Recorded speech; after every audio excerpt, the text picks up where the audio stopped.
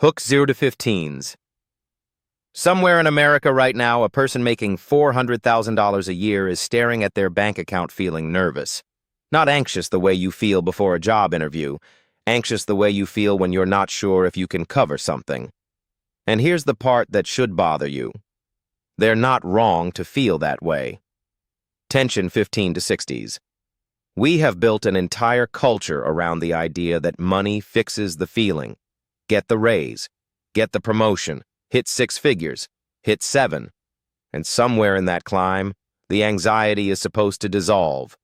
But it doesn't. In fact, for a lot of people, the more they earn, the more trapped they feel.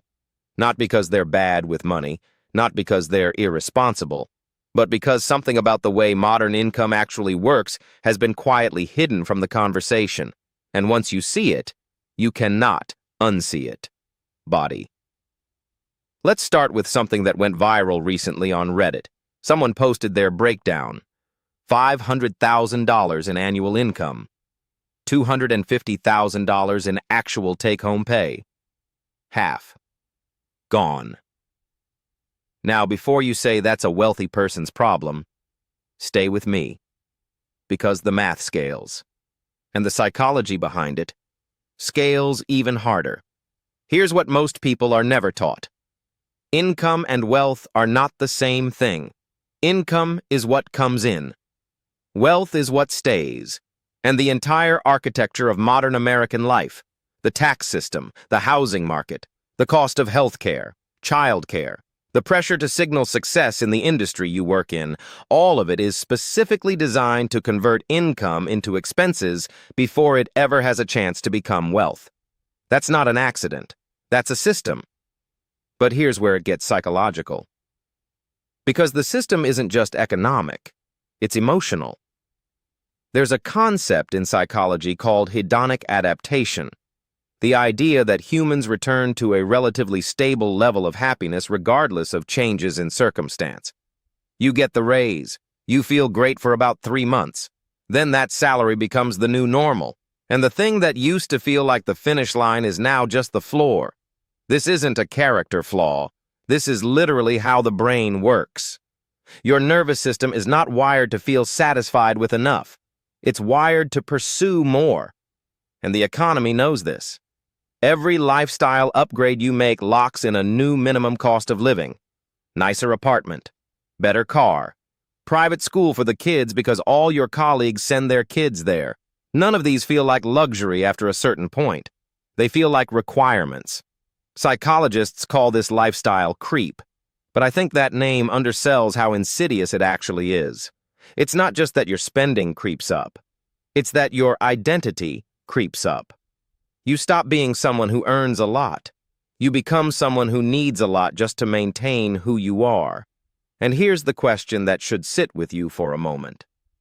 When was the last time you made more money and felt more free? Or did more money just mean more to protect?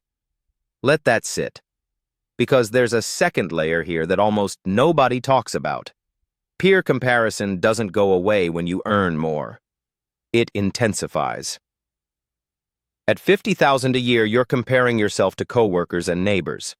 At $500,000 a year, you're comparing yourself to people with private equity and generational wealth. The goalposts don't stay still. They accelerate. And the cruel irony is that the higher you climb, the more visible the people above you become. You're not looking down at how far you've come. You're looking up at how far you still have to go. There's actual research on this. A landmark study out of Princeton, later revisited and refined, suggested that emotional well-being didn't significantly improve beyond roughly $75,000 a year in earlier decades.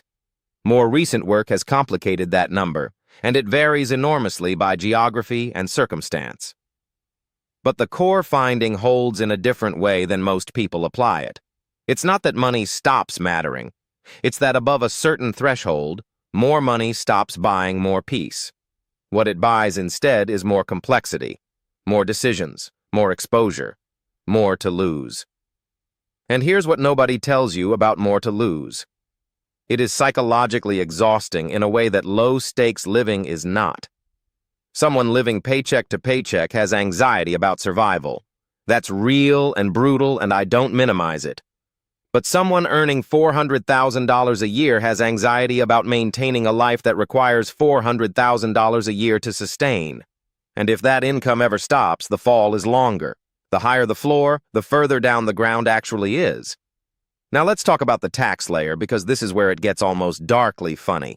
The structure of income taxation in America is specifically progressive, meaning the more you earn as a salaried employee, the higher percentage you pay. That's the design. And it hits W-2 earners hardest because they have fewer deductions than business owners or investors. The person making $500,000 as a surgeon or a senior software engineer pays a fundamentally different effective tax rate than someone making the same $500,000 through capital gains on assets they own.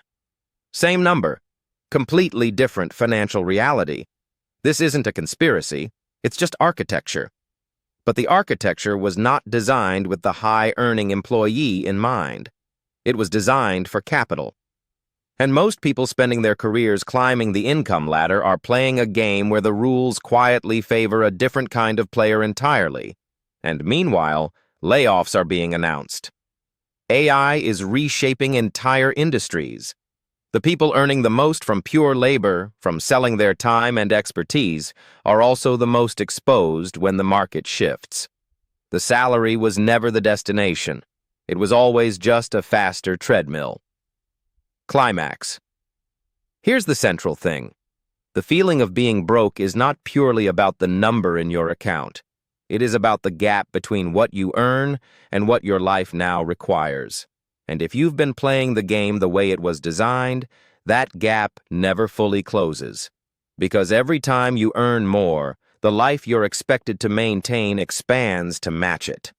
The trap isn't poverty. The trap is that the system is designed to monetize every level of success. You don't escape financial anxiety by earning more. You escape it by building a life that costs less than you earn and stays that way even when the income changes. That sounds simple, but it runs completely counter to every social signal, every status cue, every performance of success that modern life asks you to perform. Which is exactly why almost nobody does it. Ending. At some point, we have to ask ourselves a harder question than how do I earn more? We have to ask what this is all actually for. Because the version of success that most of us were sold, the salary, the title, the apartment, the car, was never designed to make us feel free. It was designed to make us feel almost free. Almost there. Just a little more and then. And almost free is another way of saying still trapped. The most radical financial move you can make right now isn't earning more. It's deciding what your life actually needs to cost. And then having the nerve to stop letting other people decide that for you.